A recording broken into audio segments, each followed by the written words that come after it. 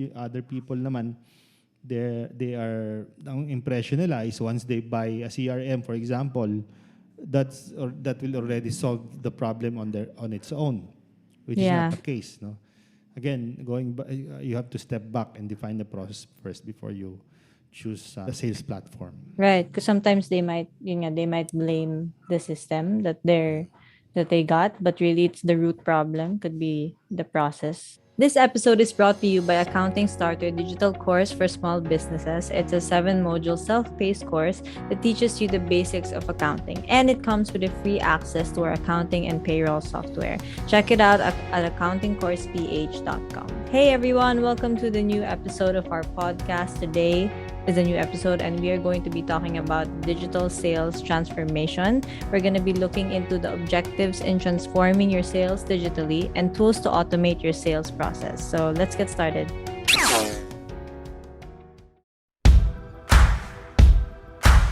Welcome to the Digital Transformation Academy. My name is Dennis Hilario, and I'm here to help you in your digital transformation journey.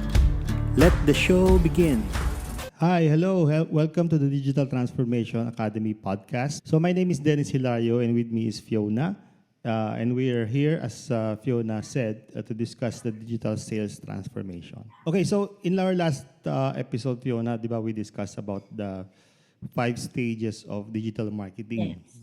Okay, so kasi many people are confused between marketing and sales, no?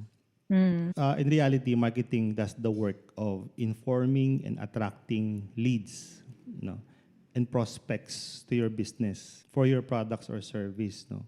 And then now, ang next step na nun is sales. So sales, on the other hand, does the work of reinforcing and like hammering value of the company's products to Okay. convert yung prospects into customers. So Yeah. marketing is all about attracting leads and new customers. Sales is all about converting the leads. Tinatawag na sales conversion.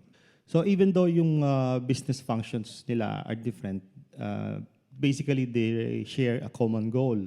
So to generate revenue by attracting leads and converting them into paying Right. customers. Kasi once the customers pay or book an order, it's already a revenue for the company. So, going back to one of the subtopics natin, ano ba yung objective? Why are we transforming our sales digitally? So, the first reason why you would want to transform your sales digitally is that you'd be able to manage your pipelines efficiently. When you say pipeline, you're talking about right now the common term for that is funnel. Yeah. A sales funnel. So, like, while that term gets thrown around a lot, pipeline is not just a buzzword, it's an important sales tool. Okay. So, basically, the sales pipeline is an organized or visual way through which multiple potential buyers can be monitored or managed as Yeah. they move up from the different stages in the purchasing process, no? So yung common types of leads kasi may tinatawag na hot lead, no? So the hot lead is like the qualified lead that is already interested in your service or product. So basically the hot lead is ready to buy and they're ready to, make an order. So does that go through the pipeline? Yeah, yung funnel kasi, when you say funnel, di ba, yung visually it's like a funnel. In Yeah. Tagalog, it's like an embudo. Okay. Yeah. So the hot lead is the lowest level. Ibig sabihin, malapit na siyang mag-book ng order.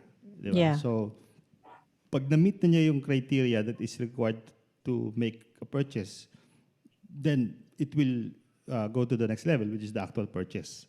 So yung hot Okay. lead, yun yung parang low-hanging fruit in your pipeline. Di ba? When you say, Okay. yung next naman type of a lead is the warm lead. Okay, so the warm lead is still at the stage of decision making, like their mind is not made up yet in purchasing. Usually they are missing one or two criteria before they make an order. So this is above hot lead. Yeah, that's above the hot lead. Parang nandun sa Okay. middle level, ano. Yeah. So kailangan mo ng like more convincing for them to go to the hot lead criteria or lead type. Yeah. No? Yun. So yung highest level naman, which is yun yung top part of the funnel, is what you call the Yeah. cold lead. Cold lead. So in the case of cold leads, you're trying to convince them to consider your service or product. So Yeah. parang kino-convince mo pa lang siya to consider, not really to make a purchase. No? So this kind of lead requires nurturing to move them through the next level, which is a warm lead. No? Yun. So Is there a way that you can backslide while you go up? And what, how do you recover from that? what do you mean? Like from warm lead, pupunta siya sa cold lead? No, like going down, like from warm to hot or cold to warm again. Does that Right. happen?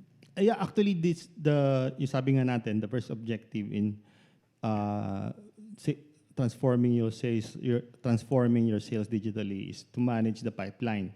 So parang ang challenge is how can you move them from cold to warm and then warm to hot and then Okay. from hot to a buying or paying customer, di ba? Right. So iba-ibang kung if you are a lead or a prospect and you are under a cold lead within the cold lead funnel, then iba yung messaging na ibibigay mo dun eh.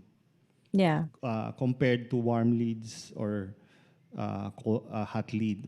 One example is if you're within cold lead ka, so you need to inform them initially what are the benefits Okay. of using your product or service. Yung second Yeah. naman, yung warm leads, more of ano naman yung pricing, di ba? This is the price, these are the discount offers and whatnot. Yun namang cold lead, ito naman yung hot lead is that it's more of ang messaging mo naman doon is you are presenting testimonials. Na these are the existing customers, tapos may mga actual testimonials from existing customers to convince them to buy Right. the product or service. No? So that's the first objective, to manage the pipeline or the funnel. Then the second objective in sales digital transformation is to streamline or capture the sales efficiently. Yung actual capturing of sales. Especially if, let's say, you are a retail company, pag madaming orders, mahirap i-capture yan manually. Yeah. Diba? So, basically, how to efficiently handle volume of orders or transactions. Right. Okay, so now, in terms of technologies that you can use, it varies kasi depending on your industry. Okay? So may tinatawag na B2B, may B2C. B2B is business to business, like consultancy. Like in our case, we are offering software business products for our businesses, di ba? Meron namang retail. So retail is basically selling merchandise, selling Is that food. B2B also? B2C naman ang tawag natin doon. Okay. Right? Meron naman tinatawag na C2C, consumer to consumer. So those are like registered sellers, individual sellers sa Facebook Marketplace. Right. Diba? You are a consumer also, and then you are selling your second-hand products. O kaya a registered user sa Shopee, you can like sell your stuff or your things to your prospective consumers or customers. No? Now, if you're a retail or a distribution company, tinatawag tayong e-commerce. Diba? So the e-commerce is like an electronic commerce, no, where the sellers offers good using a website or a mobile app or the internet. So the buyer buys from those platform with an online payment. Yun yung e-commerce. So yung mga technology na ginagamit dyan is like Shopify, WordPress, WooCommerce, what else? Magento. So those are the platforms that you can use to offer e-commerce or launch your business to e-commerce. No? Yeah. Pag naman you're into business to business, may tinatawag naman na CRM or Customer Relationship Management. Yung sinasabi ko, pala is not really limited to B2B. Some e-commerce, they offer B2B like distribution. If you're a distribution company selling wholesale products to another business, meron kasi yung tinatawag na manufacturer or principal supplier, then you are selling your whole products wholesale to a prospective retail business or dealer. Again, going back sa CRM naman, customer relationship management, kung meron kang sales team na doing field work, for example, each individual salesperson, meron silang leads, di ba? Meron silang prospects na nilalapitan, tinatawagan, they do cold emails, cold calls, and whatnot. Now, if you have a team of 5 or 10 salespeople, so as a business owner, it's really difficult to see yung information of what are those sales personnel are doing. Yeah. Diba? Normally, So there's a way to see that? Yeah. Yung easiest way to do it is launch a Google spreadsheet or an Excel, tapos centralize yung data nila doon, you do it manually, di ba? Yeah. So may kanya-kanyang tab, for example, per salesperson, then nandun yung mga leads nila. But again, it's not automated. Right. Meaning, if you define a process for your sales, wala siyang control. Okay, so if you have a platform that you can use to consolidate your data across all your salespeople, then, di ba, it's better. Kasi at one glance, using a mobile app or a web app, the owner can check, or the sales supervisor can, see what are the salespeople are doing. Ano ba yung mga tinawagan nila? Who are the pina-follow up nila? What are the next activities that they can do to convert them into warm leads, to hot leads, into a buying customer, di ba? So, makikita mo rin sa CRM what are the customer acquisition history. Para saan ba yon? So, if visually nakikita mo how many are your hot leads, how many are your warm leads, then you can strategize on what to do. Yeah. And at the same time, you can also see the performance of your salespeople. Diba? Kung sino yung top performing sales, sino yung hindi nagpe-perform. So easily you can tweak your resources and orchestrate your business efficiently if you have that type of technology that you use. Yeah. With regards to CRM, yung most commonly used is Salesforce. But there are other players like Zoho CRM.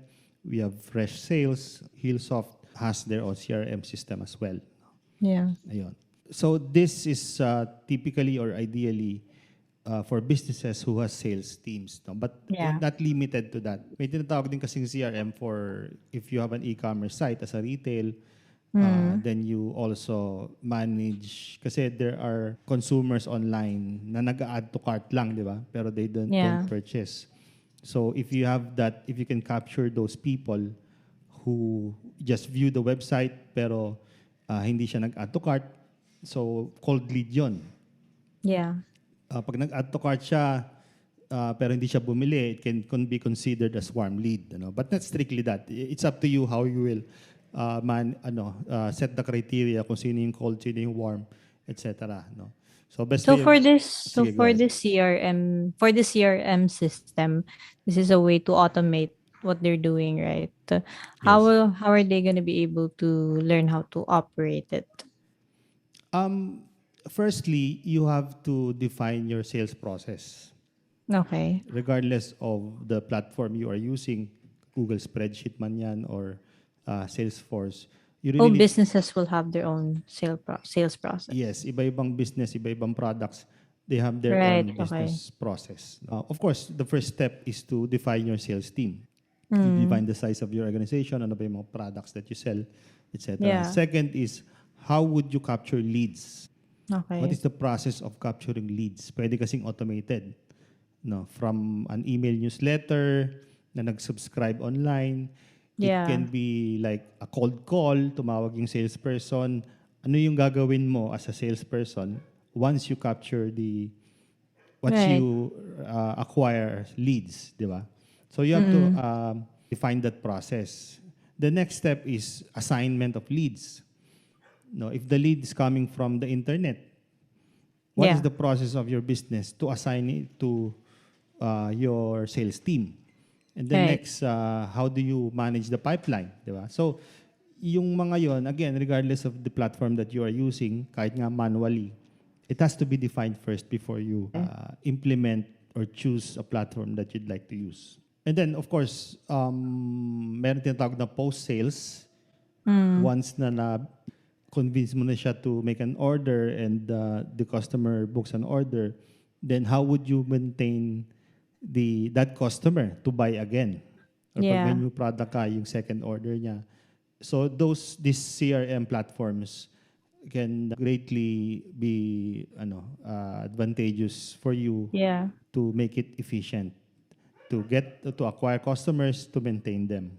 Diba? Meron din kasing CRM na tinatawag for post-sales naman, yung support. But it's a different story. Yung post-sales process kasi is also like a facility for you to get a second order from the customer Oh, okay. or repeat So that's sales. like a follow-through. Yes, a follow-through. Yeah. For example, in a service company, may tinatawag na support or maintenance, di ba? Like in our case, we offer software, we offer support. Does that also relate to like building a relationship with the customer or making them more loyal to your business? Exactly. Actually, from the term itself, customer relationship management, it is Yeah. more of managing the relationship with your customers. So, Yes. halimbawa, pag may promo ka, di ba? Yeah. So, of course, sila yung una mong o-offeran ng promos for new products or new product enhancements and whatnot, di ba? So, importante na makapture mo yun, ma-manage mo yung CRM mo, yung database of your customers. At the same time, the strategies or the ways to communicate to them. Like So that is that all under the sales team or does HR take part in that? no, it's more of a collaboration between the marketing team and the sales team. Marketing. Okay. Yeah. Yung marketing team, like I said, is more of messaging, branding, Right. attracting, giving them information about the customer. Yun namang sales team is more of capturing the sales. Yeah. How Okay. would you capture the sales? How would you talk to them to convince them to make an order? Yeah. Right. Okay, so yung next platform or technology naman that you can use if you are naman a retail company with brick and mortar stores, no, or physical stores, yung tinatawag natin na POS or point of sale systems. No?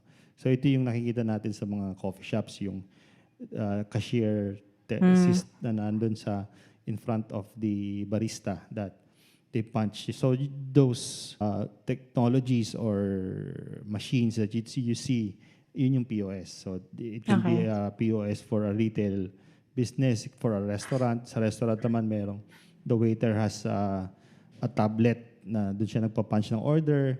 Yeah. Tapos may bill out, then may payout.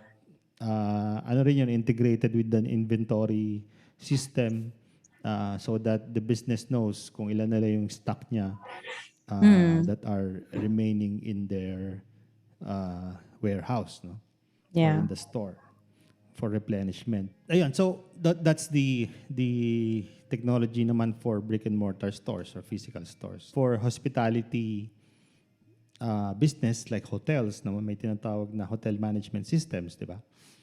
Yun. So, reservation systems naman yun. Pag mga like clinics, may tinatawag din na the appointment or booking system to book a schedule naman to for your customers para manage mo yung mga patrons mo or customers efficiently. Baka nag-overbook ka na or pag underbook ka, so you can do strategies on how to increase your bookings, no?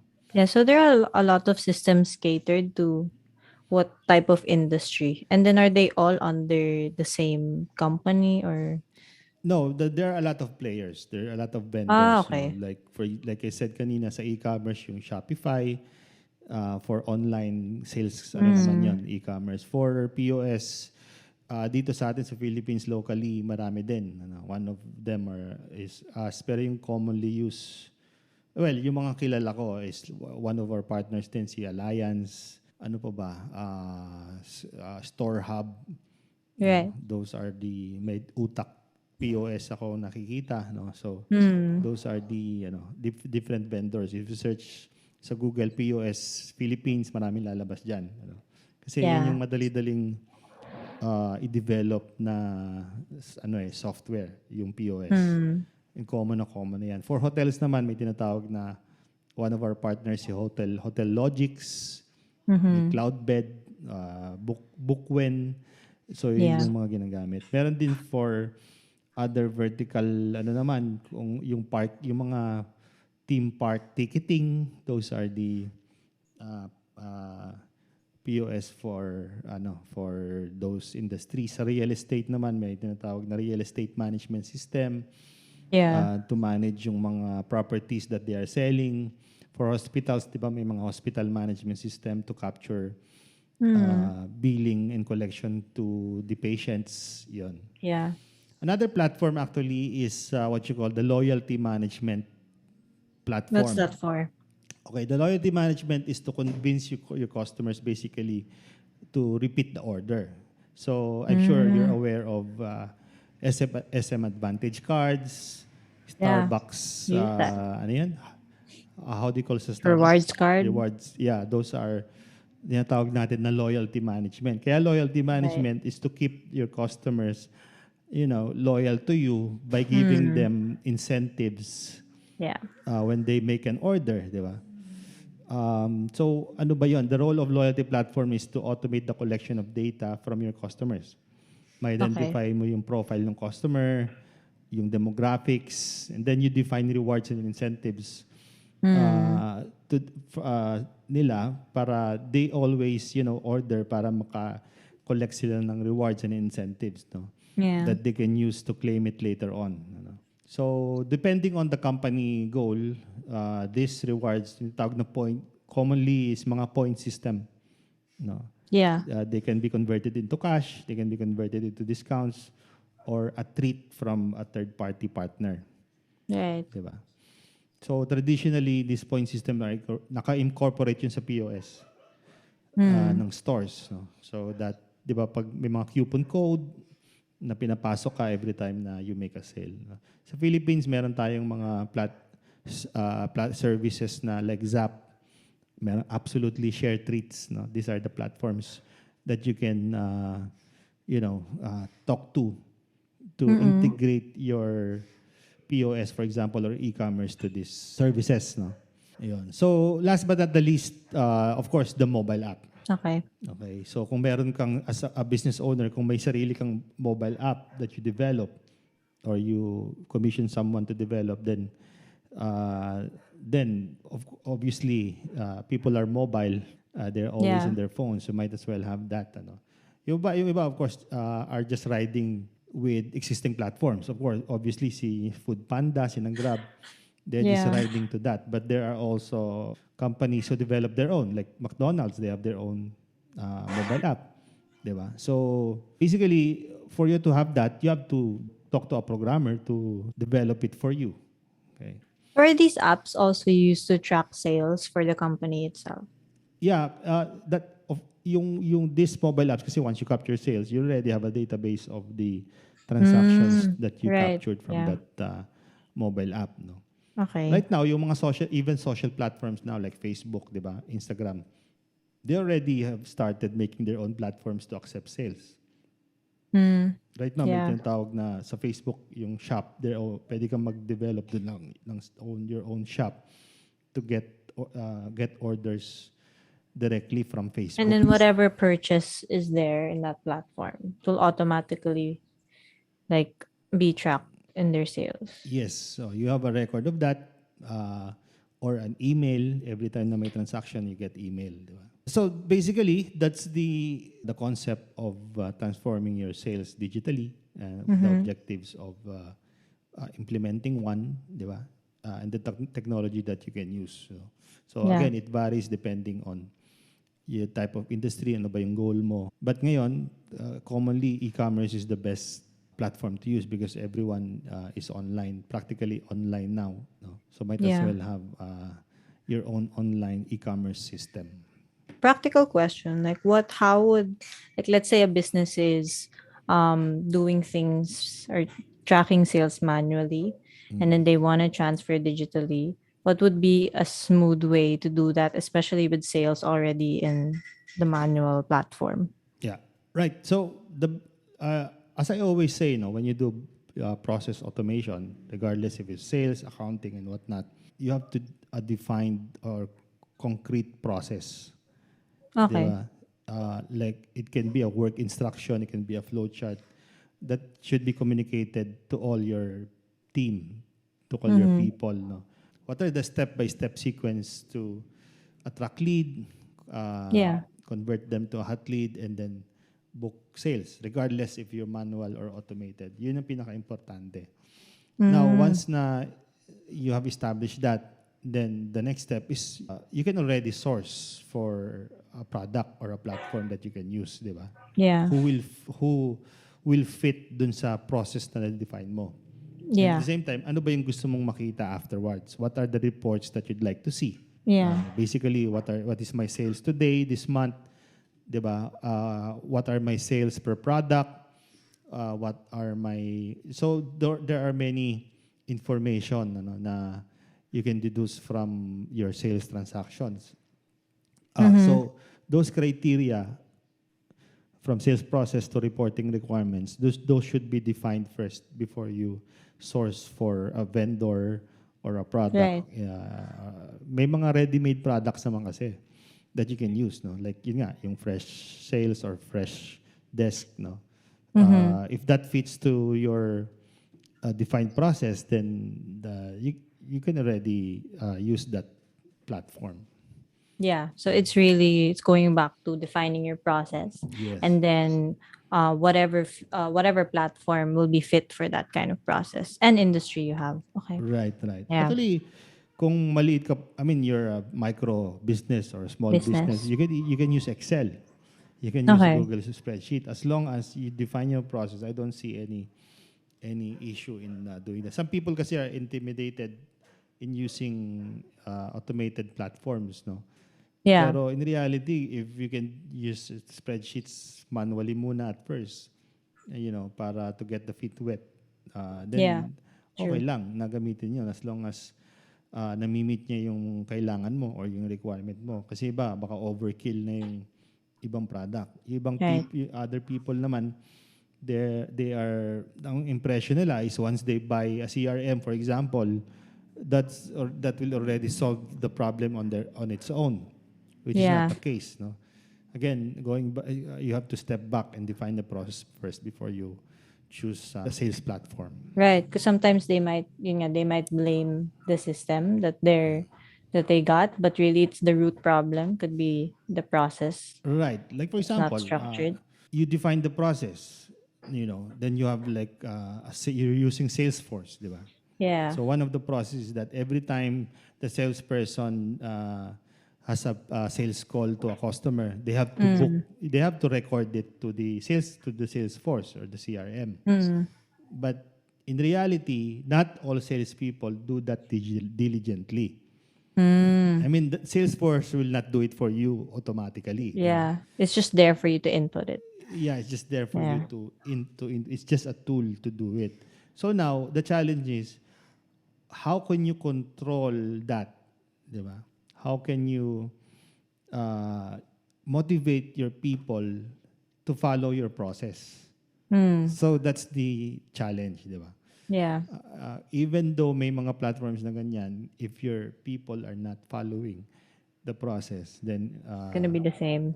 It's gonna be yeah. difficult. Yeah. Yeah. But yeah, those are really great insights about digital sales transformation. I hope you guys learned a lot when it comes to really defining your process for your business. Maybe that's something you can think about, as you go on to transitioning. If you're doing, if you're manually inputting your sales right now, really ask what your process is, and really make it fit to what product you're selling, so that you can find the right platform for you. But yeah, thank you so much for listening and or watching wherever platform you're consuming this from. If it's your first time here, we want to encourage you to subscribe, or maybe comment down below any suggestions you may have for our future episodes. And yeah, we'll see you on the next one. Yeah, thank you so much for watching, listening. This is a series about Small Business Guide to Digital Transformation. Feel free to watch our previous episodes about HR, digital marketing. And our next topic is going to be still business process automation, but more on for the operation side. So after sales, kasi the next step is order fulfillment. How can you make your order fulfillment efficient by implementing process automation? So thank you so much again. DX Your Life in Business. Have a great day.